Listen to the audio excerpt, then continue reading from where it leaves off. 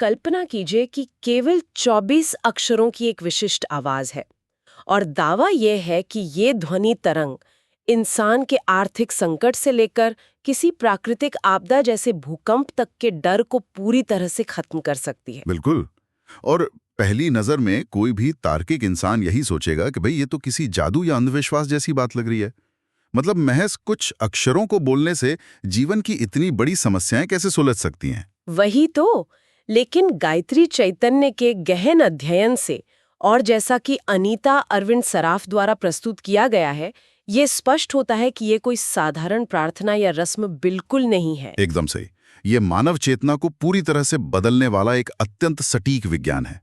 एक ऐसा नक्शा जो इंसान को उसके सबसे निचले स्तर यानी डर और सर्वाइवल से निकालकर उसकी उच्चतम संभावनाओं तक ले जाता है। तो आज की इस गहन चर्चा का मुख्य उद्देश्य इसी मनोविज्ञान को समझना है कि ये विशिष्ट ध्वनि तरंग भौतिक परेशानियों से लेकर आध्यात्मिक मुक्ति तक के दरवाजे आखिर कैसे खोलती है। तो इस विषय की गहराई में जाने के लिए सबसे पहले हमें इंसान की सबसे बुनियादी स्थिति को समझना होगा। गायत्री चैतन्य में सबसे पहले मनुष्य की पीड़ाओं और कष्टों पर विचार किया गया है। मतलब किसी भी ऊंचे लक्ष्य को प्राप्त करने से पहले इंसान को अपने दैनिक कष्टों से बाहर आना पड़ता है। बिल्कुल सही। इसे हम आधुनिक मनोविज्ञान में सर्वाइवल मोड कहते हैं। जब तक दिमाग इस सर्वाइवल मोड में फंसा है, जब तक उसे ये चिंता है कि वो सुरक्षित है या नहीं, तब तक चेतना का कोई विकास संभव ही नहीं है। और इसी संदर्भ में ये माना जाता है कि ये मंत्र 3 प्रकार के कष्टों का नाश करता है, जिन्हें प्राचीन विज्ञान में तापत्रय कहा गया है। श्रोताओं के लिए इन 3 तापत्र्यों को थोड़ा सरल भाषा में समझना बहुत आवश्यक है। बिल्कुल। गायत्री चैतन्य के अनुसार ये 3 तापत्रय हैं: आदि भौतिक, आदि दैविक और आध्यात्मिक। अगर हम इन्हें आज के संदर्भ में देखें ना, तो आदि भौतिक ताप का अर्थ है शारीरिक और बाहरी परेशानियां, जैसे किसी दुर्घटना का शिकार होना, जंगली जानवरों का हमला या समाज में होने वाले हिंसक टकराव। सही कहा। और दूसरा है आदि दैविक ताप, जो सीधे तौर पर प्राकृतिक आपदाओं से जुड़ा है। इसमें भूकंप, बाढ़, सूखा या आसमान से बिजली गिरने जैसी वे परिस्थितियां शामिल हैं जिन पर इंसान का कोई नियंत्रण नहीं होता। और तीसरा है आध्यात्मिक ताप, जो इंसान के अपने भीतर से पैदा होता है। मतलब शारीरिक बीमारियां, मानसिक अवसाद और वे क्लेश जिन्हें प्रारब्ध कर्मों से जुड़ा माना जाता है। बिल्कुल। इन तीनों को एक साथ देखने पर यह जीवन के हर खतरे को कवर करने वाला एक सुरक्षा चक्र जैसा लगता है। लेकिन एक मिनट रुकिए, यहीं पर एक बहुत ही तार्किक सवाल खड़ा होता है। क्या इन 24 अक्षरों का उच्चारण करने से आसमान से गिरती हुई बिजली अपना रास्ता बदल लेगी या भूकंप के झटके रुक जाएंगे? यही सबसे बड़ी गलतफहमी है। मतलब क्या ये मंत्र कोई अदृश्य भौतिक कवच है जो इंसान के चारों ओर बन जाता है? बिल्कुल नहीं। और इस सवाल का उत्तर समझना ही इस पूरे विज्ञान की सबसे बड़ी कुंजी है। ये मंत्र बाहरी दुनिया का कोई रिमोट कंट्रोल नहीं है। तो फिर ये काम कैसे करता है? देखिए, ये प्राकृतिक आपदाओं जैसे बाहरी तूफान या भूकंप को भौतिक रूप से नहीं रोकता। इसकी कार्यप्रणाली को एक प्रिवेंटिव मैकेनिज्म के रूप में देखा जाना चाहिए। मतलब ये हमारे शरीर के भीतर काम कर रहा है। एकदम सही। ये काम करता हमारे नर्वस सिस्टम पर। विज्ञान ये सिद्ध कर चुका है कि विशिष्ट ध्वनि तरंगों का हमारे मस्तिष्क की कार्यप्रणाली पर गहरा प्रभाव पड़ता है। अरे वाह! जब इन 24 अक्षरों का एक खास लय और फ्रीक्वेंसी में उच्चारण किया जाता है ना, तो वो ध्वनि तरंग हमारे शरीर की वेगस नर्व को स्टिमुलेट करती है। ये वेगस नर्व हमारे मस्तिष्क के स्ट्रेस मैनेजमेंट सिस्टम को नियंत्रित करती है। समझ गए। क्योंकि जब कोई बड़ी आपदा आती है तो एक आम इंसान का दिमाग तुरंत फाइट या फ्लाइट मोड में चला जाता है। वो घबरा जाता है और फैसले लेने की क्षमता खो देता है। बिल्कुल। और इसी डर के कारण वो अपना सबसे ज्यादा नुकसान कर बैठता है। वहीं एक जागृत चेतना वाला व्यक्ति, जिसका नर्वस सिस्टम इस मंत्र के नियमित अभ्यास से सुदृढ़ हो चुका है, वह शांत रहता है। मतलब वो बाहरी तूफान को रोकता नहीं है, बल्कि अपने भीतर के तूफान को शांत कर लेता है। सही बात है। इसी आंतरिक स्थिरता के कारण वह उस आपदा के बीच भी सबसे सटीक और सुरक्षित निर्णय लेता है। यह चरम विपरीत परिस्थितियों में भी अडिग रहने की मनोवैज्ञानिक शक्ति है। तो इसका मतलब ये हुआ कि जब इंसान का सर्वाइवल का डर खत्म हो गया और उसका नर्वस सिस्टम शांत हो गया, तब वो जीवन में आगे बढ़ सकता है। बिल्कुल आगे बढ़ सकता है। लेकिन सर्वाइवल मोड से बाहर आने के बाद अगली मंजिल क्या है? क्या यहाँ आकर यात्रा खत्म हो जाती है? शायद नहीं। नहीं। यात्रा तो असल में यहीं से शुरू होती है। यहीं से जीवन के वास्तविक उद्देश्यों की शुरुआत होती है, जहां पुरुषार्थ चतुष्टय का सिद्धांत सामने आता है। ये 4 पुरुषार्थ हैं धर्म, अर्थ, काम और मोक्ष। समाज में एक बहुत बड़ी गलतफहमी ये है कि अध्यात्म के मार्ग पर चलने का मतलब है सब कुछ छोड़ छाड़ कर जंगल में चले जाना। लोगों को लगता है कि पैसे कमाना या इच्छाएं रखना अध्यात्म के खिलाफ है। ये बहुत ही भ्रामक सोच है। अनीता अरविंद सराफ ने इस धारणा को पूरी तरह से तोड़ दिया है। बिल्कुल, उन्होंने इसे वैदिक, लौकिक और आर्थिक आयामों में बहुत स्पष्ट रूप से बांटा है। उन्होंने अर्थ यानी संपत्ति और काम यानी इच्छाओं की आवश्यकता को नकारा नहीं है, बल्कि उन्हें जीवन का मुख्य हिस्सा माना है। ये एक बहुत ही महत्वपूर्ण बिंदु है। इच्छाओं को बलपूर्वक दबाने से इंसान कभी आध्यात्मिक नहीं बनता, उल्टा वो कुंठित और निराश हो जाता है। सही बात है। अनीता अरविंद सराफ के विश्लेषण के अनुसार लौकिक जीवन को पूरी तरह से मान्यता दी गई है। अध्यात्म का अर्थ ये नहीं है कि इंसान अपनी जिम्मेदारियों से भाग जाए। इस विचारधारा को समझने के लिए एक बहुत ही सटीक और आधुनिक उदाहरण लिया जा सकता है। हम अर्थ और काम को एक गाड़ी के ईंधन की तरह देख सकते हैं। ईंधन के बिना कोई भी गाड़ी आगे नहीं बढ़ सकती। बिल्कुल। इच्छाएं और संसाधन ही इंसान को सुबह उठने और कुछ नया करने की प्रेरणा देते हैं। लेकिन धर्म यानी नैतिकता और श्रेष्ठ गुण उस गाड़ी का स्टीयरिंग व्हील और ब्रेक है। यदि गाड़ी में बहुत सारा ईंधन हो, गाड़ी पूरी रफ्तार में हो, लेकिन स्टीयरिंग व्हील पर कोई नियंत्रण ना हो, तो दुर्घटना होना तय है। बिल्कुल सटीक उदाहरण है ये। आज के समाज में हम यही तो देखते हैं। लोगों के पास पैसा और इच्छाएं बहुत हैं, लेकिन धर्म का स्टीयरिंग नहीं है। और ये धर्म ही है जो इंसान को सुरक्षित रूप से उसके अंतिम लक्ष्य यानी मोक्ष तक ले जाता है। मंत्र का अभ्यास इंसान के भीतर इसी स्टीयरिंग व्हील को मजबूत करता है, या वो विवेक प्रदान करता है जो सिखाता है कि इच्छाओं को नष्ट नहीं करना है, बल्कि उन्हें एक दिशा देनी है। पर जब जीवन का ये नक्शा इतना साफ है, तो एक बड़ा सवाल उठता है, इंसान बार बार अपना रास्ता क्यों भटक जाता है? अगर हमें पता है कि धर्म का स्टीयरिंग पकड़ना है, तो हम बार बार एक्सीडेंट क्यों करते हैं? ये बहुत ही स्वाभाविक प्रश्न है।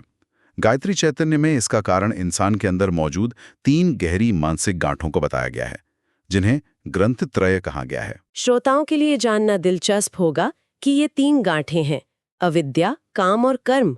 बिल्कुल। और मुंडक उपनिषद में एक बहुत ही खूबसूरत बात कही गई है कि जब इंसान परब्रह्म को जान लेता है, तब उसके हृदय की ये गांठें स्वतः ही खुल जाती हैं। यहाँ अविद्या शब्द पर रुककर विचार करना बहुत जरूरी है।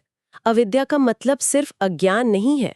अविद्या का असली मतलब है मिथ्या ज्ञान, यानी गलत जानकारी को ही परम सत्य मान लेना।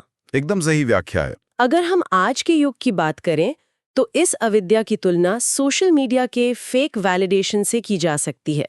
आज इंसान ये मान बैठा है कि उसका बैंक बैलेंस या सोशल मीडिया पर मिलने वाले लाइक्स ही उसका असली वजूद है। और मिथ्या ज्ञान इंसान का सबसे बड़ा और खतरनाक बंधन है। अज्ञानी को सिखाया जा सकता है क्योंकि उसका मन खाली है, लेकिन अगर किसी ने गलत धारणाओं से अपना दिमाग भर लिया है, तो वो कुछ नया सीखने के लिए तैयार ही नहीं होता। मतलब इस भौतिक शरीर और रुतबे को अपना संपूर्ण अस्तित्व मान लेना इसी अविद्या का मूल रूप है। बिल्कुल। अब देखिए, ये तीनों गांठें एक चेन रिएक्शन की तरह काम करती हैं। अविद्या यानी गलत पहचान से दूसरी गांठ जन्म लेती है, जिसे काम कहा गया है। यहाँ काम का अर्थ है अत्यधिक मोह। मतलब जब इंसान खुद को रुतबा मान लेता है, तो वो उस रुतबे को बनाए रखने के लिए लगातार लालसा करता है। सही कहा। और जब ये लालसा हावी होती है, तो उसे पूरा करने के लिए इंसान प्रकृति के नियमों के विरुद्ध कार्य करने लगता है। इसी गलत कार्य को कर्म की तीसरी गांठ कहा गया है। तो इंसान अविद्या के कारण लालच करता है, लालच के कारण गलत काम करता है, और गलत काम के कारण और अधिक उलझता जाता है। और मंत्र की विशिष्ट ध्वनि तरंगें दिमाग की न्यूरोलॉजिकल वायरिंग को रीसेट करती हैं। ये अभ्यास इसी मानसिक जेल की गांठों को काटने का काम करता है। ये चेन रिएक्शन वाकई सोचने पर मजबूर कर देता है। और जब ये मानसिक गांठें पूरी तरह से कट जाती हैं, तब इंसान की असली क्षमता बाहर आती है, जिसे पतंजलि योग दर्शन में अष्ट सिद्धि कहा गया है।